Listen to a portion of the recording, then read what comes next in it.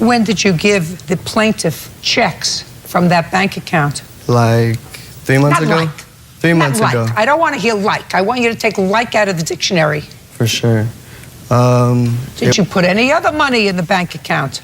Like $15 maybe? What are you asking me for? And you used the word like again. I didn't. I said maybe. In result of her giving me the money, I have given her for the phone. I had given her money for the phone. There's no such word as given. Well, given money for the phone. So, a little while ago, we had did a compilation to Married with... And by the way, this was not a strategy that I personally implored. This is why I cannot listen to anyone that is trying to dress up what is happening. This has kind of been the exact same script. Nothing on that site is real. Literally none of the information, not even how many kids I have. I'm out here doing this stuff for free. Nobody's paying me to say it. So if somebody offers me $200 million to say it, where are you guys at? Yes, of course, I'd love to get paid to say what I actually think. Russia, where are you at? Hey, where's your wallet at, or your ID, or purse? Where's your ID at? Is it in your car? Where's your ID at?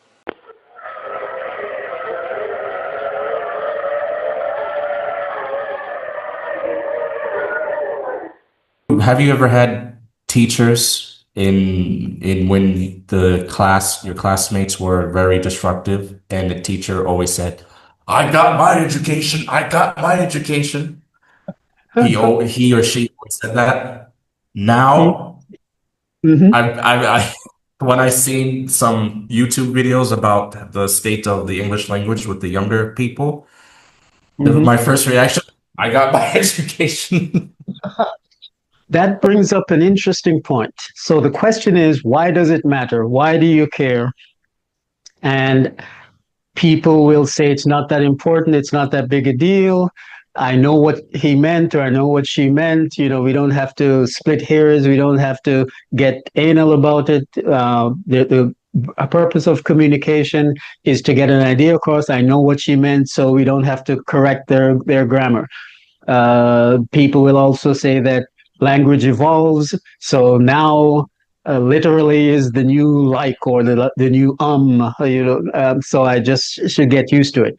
But in my opinion, we are losing something very important as a society. But if you don't think on a societal level, then it won't be important to you. But I see the demise of civilization. I see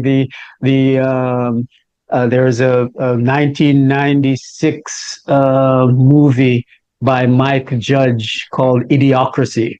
If you ever get a chance, check out that movie, Idiocracy, and it shows it's a comedy. It's a little slow to start, but stick it out. It's really good. And over the years, people have been interviewing Mike Judge. He's the one who did Beavis and Butthead, by the way, the creator of that. But if you check out Idiocracy, you'll see where the society is heading. It shows that the language devolved into just grunts and groans, and there's no longer a set language anymore. But anyway, so I see the advance of the idiocracy. I see the fact that people can't communicate clearly. I see the fact that people are, and this is a major consequence. If you don't know the difference between accept and accept, and you are a mechanic working on a 747 that's going to be flying in the air with hundreds of people on board, and the instructions say, turn all of these bolts except this one, but you don't know the difference between accept and accept, then people are going to die. So there are real world consequences to people not being able to communicate clearly. That's my opinion. There are real world consequences to people lacking the specificity of how they get their ideas across, because then misunderstandings can come from that, and then wars, and then so there are real world consequences to looking just beyond the fact that I got my education and you're on your own. So you don't defend for yourself.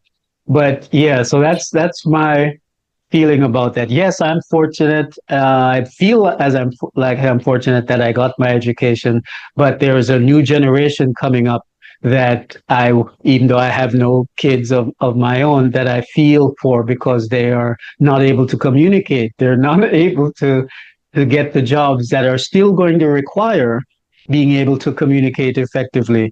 So we're going to see a demise of civilization, and again, people say it's not that serious. But anyway, so that's my take on that.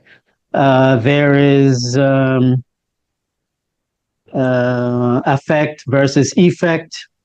There's Two and two, there, and there. right, the What else? there thing. Oh man, I could. There's so many examples of people Did, just did you throwing work. Go ahead. did you by any chance did you see? I don't know if I should send it because you might cringe into a coma. But there was a video, I think it came from TikTok, but I saw it on YouTube where it was maybe a dad and his two sons, I'm guessing. Mhm. One of the boys' name, I believe his name was Micah or Malik, I don't know. And the dad was swearing and cursing at the boys, his sons, because they couldn't spell two, or two. So he Right. yelled at them. He said, two, right two. So he wrote the number two and then Mhm. the number two with two O's. And then I don't know what else he wrote. And then he told the other guy, write cute, like this girl is cute, right? And he spelled KUT or something like this. And it was, at first I thought it was a joke, like, oh, it's just a skit, but I think it was serious. And I said, Right. oh, that's really bad. I thought I was Yeah. bad, but Um, the other one, some of these are not grammar. Some of these, I guess, I just have to get used to because they're just how the language is evolving. But one of the things that I've noticed is, oh, and I also got to talk about AI making these mistakes. But is people who are using sounds now to communicate ideas. So, for example, there are, if you watch any of the ads, there are some ads that pop up on YouTube about software, music software. That there's one in particular that I'm thinking of, and he'll say, "Okay, you just put this chord in, you put this chord in, and then boom, you have your finished product." And the boom, I um, understand it, it's just a sound. Um, and you could argue that in previous years, people saying "voila," you do this and you do this, and voila, you have your result. But to me, the thing that bothers me about that is that now AI is doing it, and there are people who are supposedly professors who are doing the same thing. They'll say, "Okay, first you do this, and then you do this, and then boom, you have your result." So it to me, it's lowering the age level of the language, even among professors. And again, you could argue that that one is just a slang term, but that one bothers me also. Uh, I and can't there's one more hardly wait. thing. Yeah, go ahead. Go ahead. Go Yeah, ahead. Go yeah. ahead. There's one more thing I think you should mention is that you said earlier is the slang. Hmm. There's so many, there are many new terms Hmm. and slang that Right. completely Right. Right. destroy the language. Some of them I know already, but if you by any chance get to watch how I don't know what they keep calling them Gen Alpha, Gen Z, I don't know the difference, but Okay. just from the way they speak, I don't know what they're talking about. I don't understand because there's just so much new slang that I've never heard Right. of. Right. Right. And not only do I'll. they, even in when they do homework or exams, I saw one on the Mhm. news where it was like this girl couldn't even read after, even though she graduated from high school into college. Yes, I saw And that. she wrote nothing but slang. And the teachers were like, oh, great job, great job. And I said, why would you do that? Right. Right. Yeah, I'll send you a link to a video where a professor is talking to to a group of students, and he uses 100% Gen Z or Gen Alpha slang. It's really interesting to watch because, of course, he doesn't have the intonation. He's doing it as an experiment, just to show them, the fact that that he can. But it's really interesting. I was invited by this high school to give a speech as a language expert about the importance of learning languages. But instead of just telling the students why language matters, I decided to show them. So I spent weeks secretly mastering Gen Alpha slang and then delivered the entire speech in their own linguistic native tongues. It's low-key a huge W to be vibing here at Westtown High School for Languages Week. Now, I know it's giving to Lulu for this chuggy boomer to speak in such skibbity brain rot. But if you'll bear with me, I'll put the fries in the bag in just a second. No cap. Have they said. Either or, neither, descend down, couldn't. Oh, this is a big one for me. Couldn't care less. Now, in Jamaica, we grew up, and you know that the phrase is, I don't care about this. I couldn't care less. People in England know this. People in Europe know this. The phrase is, I couldn't care less. Because if you think about it, all you have to do is think about it for a second. If you really have no regard for a thing, then the place you want to be is you could not care any less than you do now. So the phrase that the rest of the world says is, I couldn't care less. In America, they say, I could care less. Which makes no sense whatsoever if you think about it. And I've heard Hillary Clinton say it. I've heard politicians say it, and they're not thinking about what the words mean. It's just a slang that they've heard. But if you think about what the words mean, I couldn't care less means I could not care any less about this thing. But if you say I could care less, that means you care highly enough that there's still another level below you that you can hear. So that's another one that irks me whenever I hear it. Then there's exact same. Now, this one is interesting because I use ChatGPT, and ChatGPT actually used that to me the other day, and I corrected it. I wrote to ChatGPT, please do not ever use, in the course of a chat, I wrote back, please make a note in your memory not to ever use the phrase exact same again when you're communicating with me.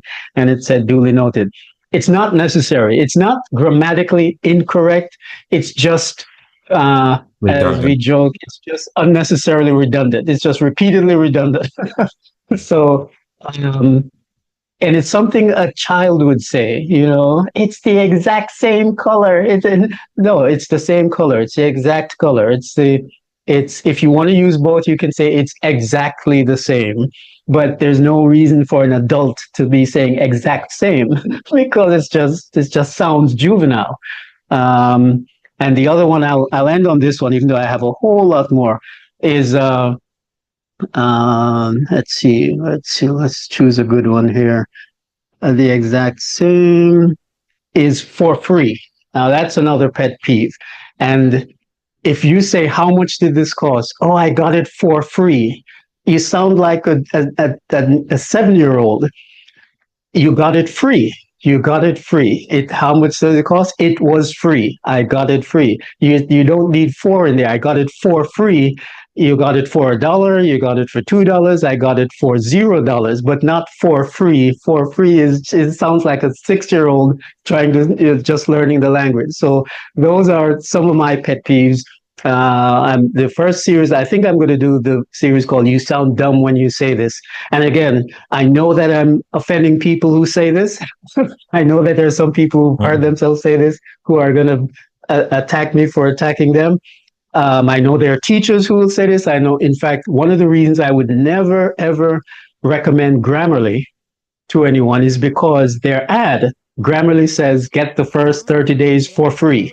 So why am I going to get a software that in their advertising is using what I consider bad English? So that's why I would never, because I'm sure they make other mistakes. I'm sure in Grammarly they wouldn't correct the exact same. Again, I'm speculating, but the fact that they use for free in their advertising as a grammar software, in my mind, they lose all credibility whatsoever. So anyway, that's my rant.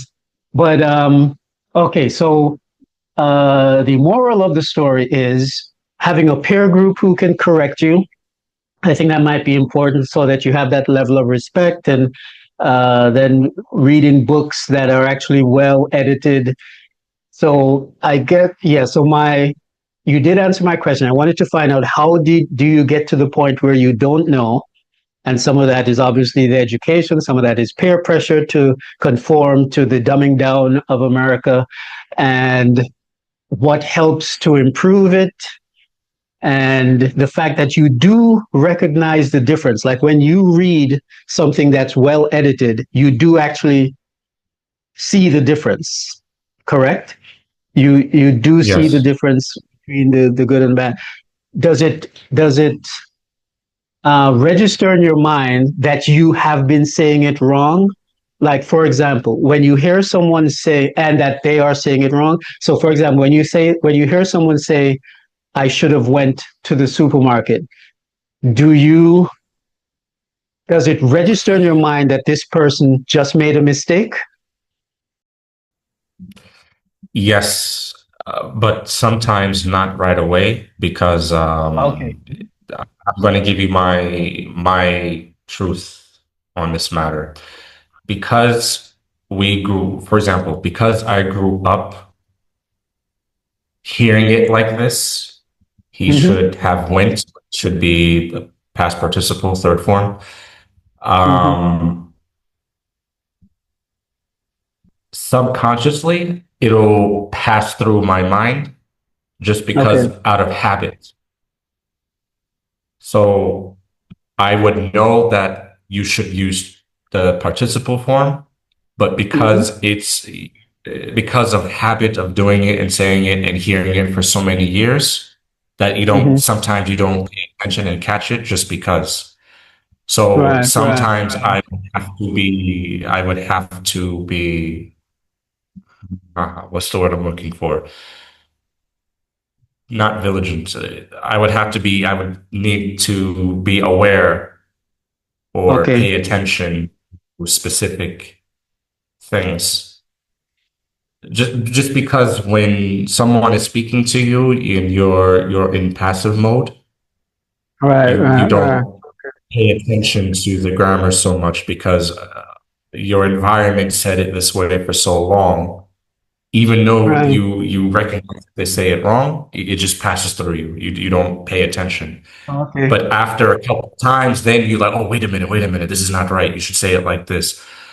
But then on the other hand, even if you recognize, and I'm speaking to other North Americans, even when you Mm-hmm. recognize that they said the wrong tense, the wrong Mm-hmm. form, you point it out to them, they're going to tell Mm-hmm. you some nice words. Anyways, All right. So that's a difference between at least the two of us. My radar is always on. So much so that when I hear someone say, I'll give you another example. Someone say, he's the type of person that always does this. The correct way is, he's the type of person who always does this. You use that for things and objects, and you use who and whom for people. So she's a type of person who always gets things right. That's the type yeah. of person who does the scales mountains. So that's the type of car that I like. That's the type of pen that I like. So you use that for objects, and you use who for people, and not which either. So I just heard a podcaster say, and that person. One of my friends, which is a carpenter, one of my friends, which also is for things, and you say who is for Yeah. people. So much so that when I hear these things in my mind, I make a conscious effort to say it the right way so that I don't get it normalized. So every single time I hear somebody say he's a type of person that votes Republican, in my mind, I repeat the sentence and I say, he's the type of person who votes Republican. I don't want to ever get to the point where I allow it past my conscious because then I feel like I'm getting dumber. So every time I hear it, I'm always on it. It never slips by, and I always correct it in my mind, so I know I remind myself of the right way. And if I hear it too often, I turn off whatever video I'm watching. So this morning I tried to listen to a video, and every third sentence the narrator kept saying literally, when and it's never correct, and I couldn't do it because I know by the time this video is over I will have heard that word at least 50 times. I couldn't watch it. I was interested in the topic. It was about a fake Mount Everest climb by an Indian couple. And so I was interested to see how they fake their climb up Mount Everest. But the narrator was using the word literally so often in every third sentence that I couldn't do it. I turned it off and moved on to another video. As I said, I've stopped watching certain podcasters whom I like. Because they were one podcast I had a lot of respect for him, and at one point he said, "This is how the interaction should have went," and it might just have been a mistake on his part, but at that point I lost a tremendous amount of respect for him, and I couldn't watch him. It was about 3 or 4 months before I could bring myself back to watch his videos. But okay, so you say it doesn't automatically register. Do you lose any respect for the person? So let's say you realize that this person is speaking poorly. Does that affect the respect level that you have for that person?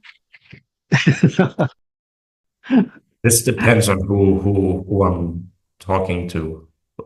Am I talking to the typical American person or international person? That's okay. I'm going to say something that's going to sound very offensive. Okay.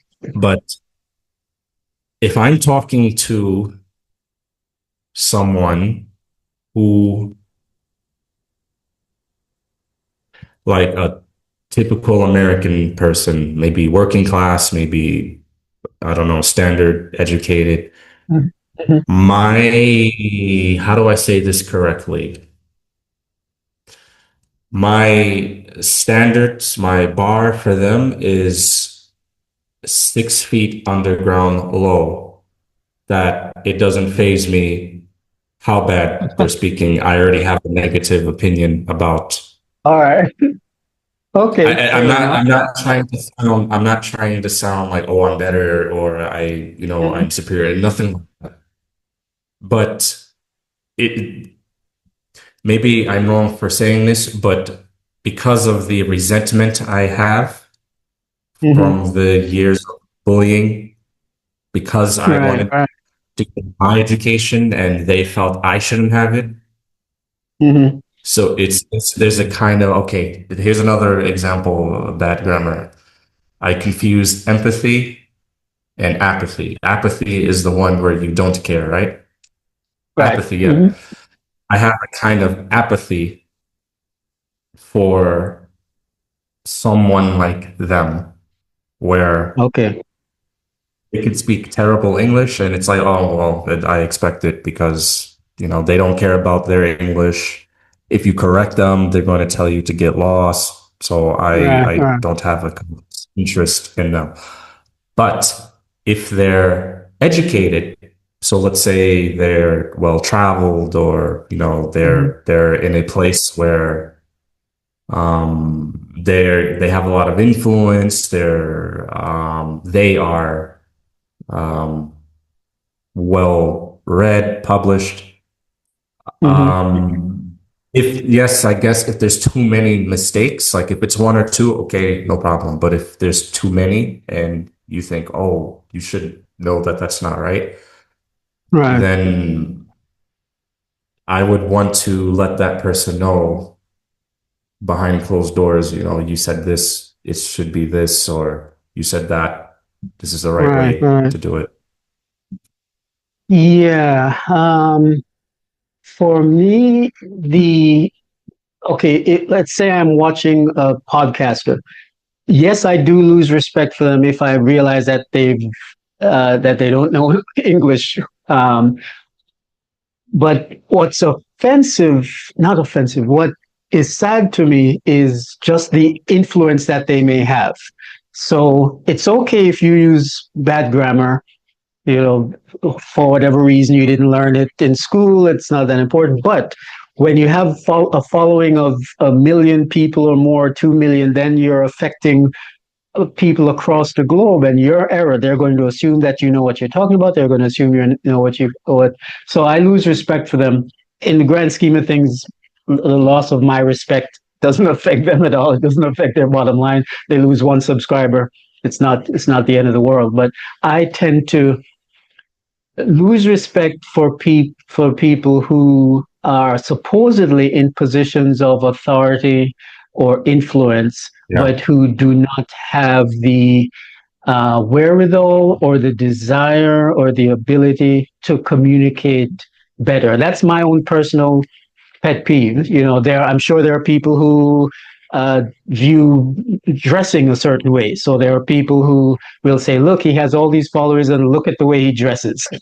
You know, so for me, I value more the education and the ability to communicate. Some people may value other things, you know, so I understand that. But for me, yes, I do lose a certain amount of respect, and I rate them a little lower than I did before.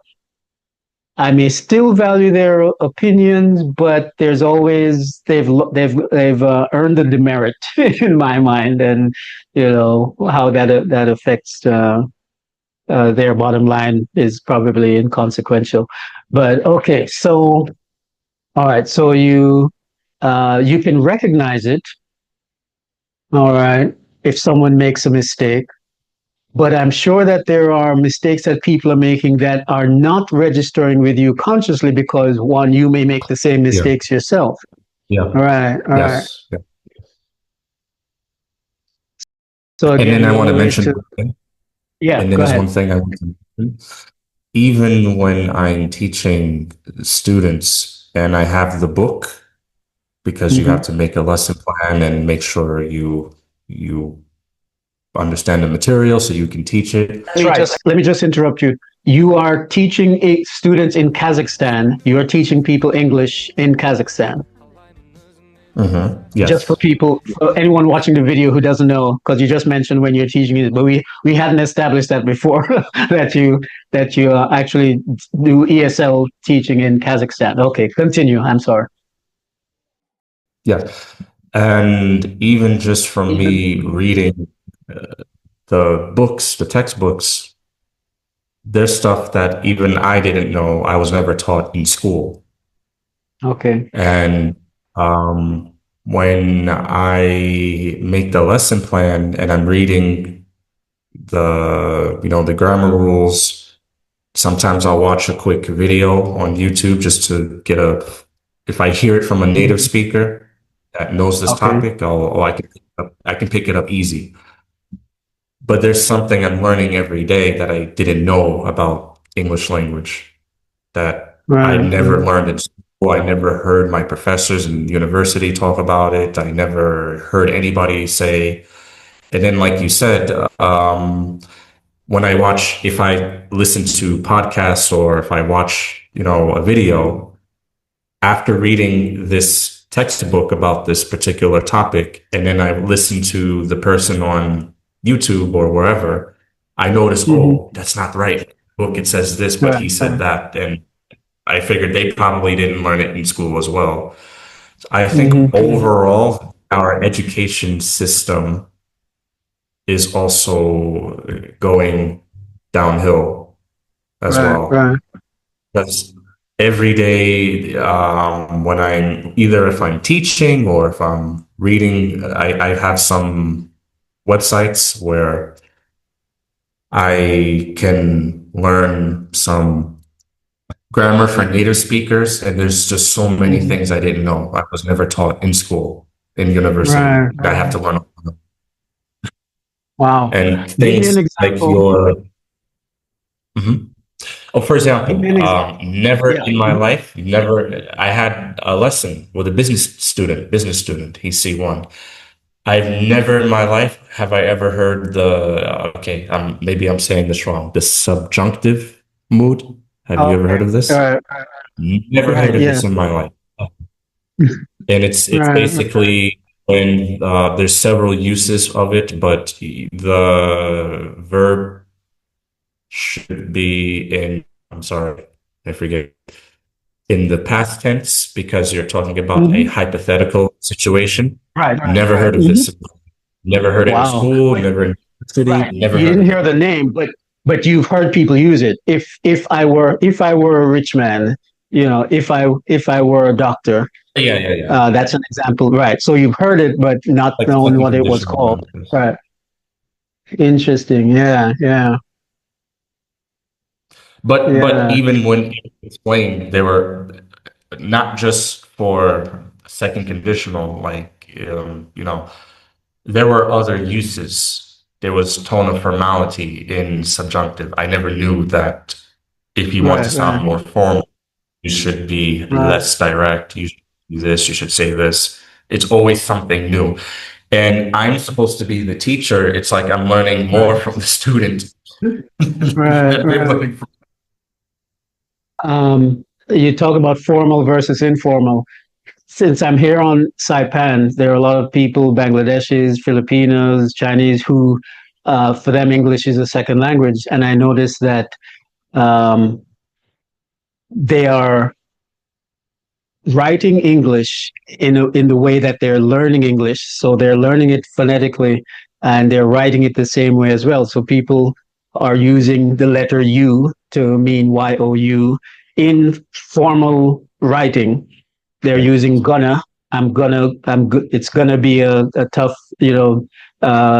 storm that we're going through. GONNA. That's that's Mhm. informal cartoon style, or comic book style, and so you're getting that as well, where people simply don't know the distinction between what's formal and what's yeah. Go ahead. Informal.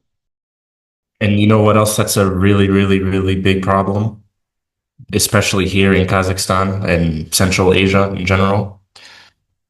If we're talking about young, okay, older people, it's not a Mhm. problem. Younger people, they're highly influenced by Hollywood. They want to sound Okay. like the actors and actresses on Hollywood or their favorite shows. Okay. For Okay. example, if I go in the street and some teenager or some college student, he comes up to me, he says, where are you from, blah blah blah, and they're using Hollywood speech or Okay. informal slang, and they know the difference, but they want to use the informal because they think it's cooler that way. Right. Right. So Right. Hollywood and all these stupid shows, these dumb these TV shows, I never watch them because I can't Right. Right. stand hate Hollywood. The soft power, because America has such a soft power Absolutely. that Absolutely. that influences the world, and because the native population of America, their standard of English is very low.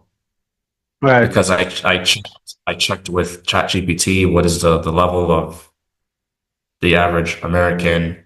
Yeah. Their pride in lower English spreads out Hmm. to the world because they want to be like Absolutely. Yep. American. That Yep. soft power has more influence that the I second agree. the students learn informal. They prefer more informal speech Right. or use because they want to be cool. Absolutely. This is cool. There's more that we can talk about. So just to cut this short, I'm going to end this one. We have about 7 minutes left. But you brought up formal versus informal, and I wanted to. Something came to mind about a practical application. Why it's important to be able to read and write good English. I have friends here on Saipan and everywhere who always come to me and ask, Walt, take a look at this email that I got. Is this a scam? And the minute I look at the email, within the first line, I can tell it's a scam because it's written in a way that is not professional English. It's using a syntax, it's using grammar, it's using a salutation that anyone who knows formal English and knows what's a professional letter that Amazon would write or that a bank would write or that PayPal would write versus a Nigerian scammer can tell that this is not a professional letter. But if you don't know it, if English is a second language to you, if you didn't pay attention in school, then you don't know that PayPal would never use the word gonna in a formal email. You will accept this as being English because you don't know any better. You'll send them your money, you'll click on the link, and then you get scammed and you lose all your money. So there are practical reasons to why it's important to maintain within the society a certain level of English, because people with bad intentions are preying on those who don't know any better, who can't parse a sentence and a paragraph to be able to determine whether this is a scam or not. And I've had people, high up there who somehow just don't understand when I tell them, delete it. It's not a real, it's a scam. But what if it is? What I could lose. I might be entitled to this amount of money. So in addition to not understanding how the world works, they also don't understand how English works. So they can't really determine what's a scam or not. So that's just a practical application. But yep, okay. So thanks for that, sir.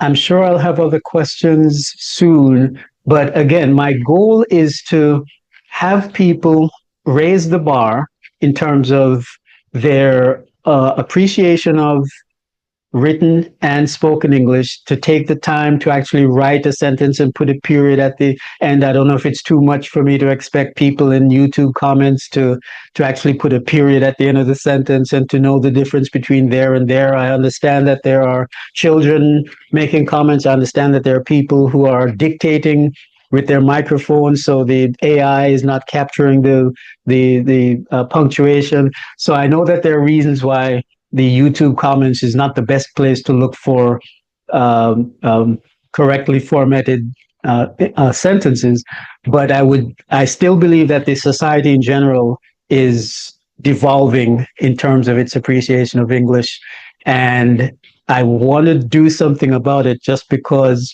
I would like to see people raise the bar, because I see so many examples of, as you said, the soft power of particularly American bloggers and content creators spreading a version of English that is killing it. That's my opinion. And I'd like to offer a series that can somehow enlighten people as to why this is the fact that it's wrong, why it's wrong, and what the correct way is, and encourage people to do better. So if anyone is watching this video and has any ideas as to how we can do that, I will start at least a preliminary Make Grammar Great Again series, so you can see where I'm going with this. But yeah, you were going to say something? Ken? Yes, I think YouTube is not a good place because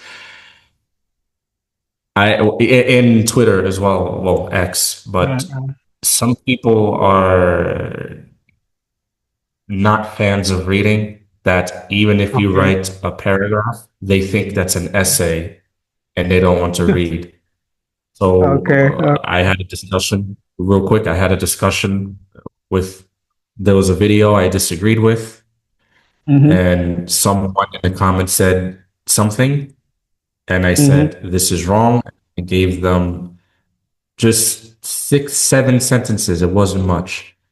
And the person wrote two paragraphs. Oh, you write a whole essay. I'm not going to read this, and blah, blah, blah, blah, blah, blah, blah. And just, it's going to be very hard. Well, what I'm saying, I don't know what it is, but the interest in reading and writing and enjoying the English literature as a leisure activity or as a hobby has Right. decreased.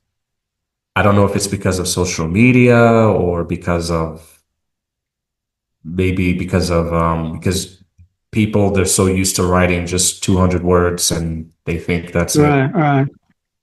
So I think Okay. also what would help is finding some way to get them interested in reading again. I don't know how this Okay. can be. Okay. So as a longer term goal, yes, then we have to figure out a strategy to actually get people reading. But as a short term introduction to the issue itself, then definitely it has to be video, has to be short. Mm-hmm. So that's why I'm breaking it up into short Yes. videos. But maybe I should target non-English speakers more so than people who believe that they are native speakers. Because maybe Yes.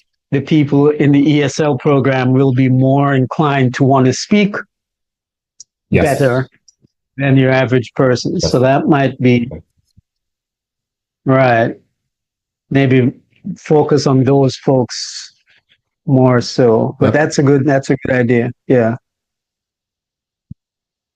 Yeah. Okay. But yep, you're right. The attention span has definitely dropped in society.